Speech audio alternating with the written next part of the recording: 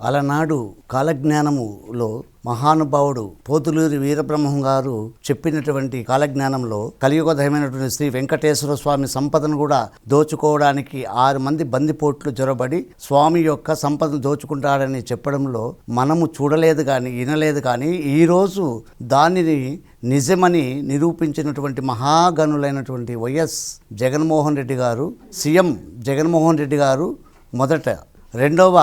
బందిపోటు విజయసాయిరెడ్డి గారు, మూడవ బందిపోటు సజ్జల రామకృష్ణారెడ్డి గారు, 4వ బందిపోటు పెద్దిరెడ్డి రామచంద్రారెడ్డి గారు, 5వ బందిపోటు కరుణాకర్ రెడ్డి గారు, 6వ బందిపోటు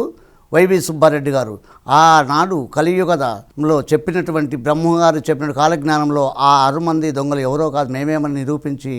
ఈ శ్రీ వెంకటేశ్వర స్వామి సంపదను కూడా దోచుకున్నటువంటి గనులైనటువంటి వీరికి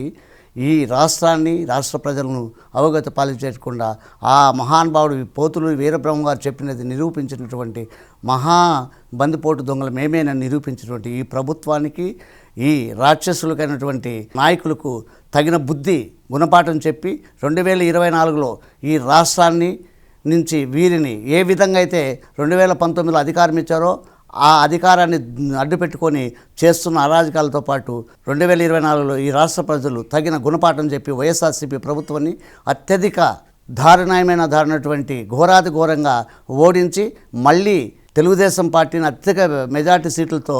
గెలిపించి చంద్రబాబు నాయుడు గారిని సీఎం చేయడానికి ఈ రాష్ట్ర ప్రజలు సిద్ధంగా ఉన్నారు.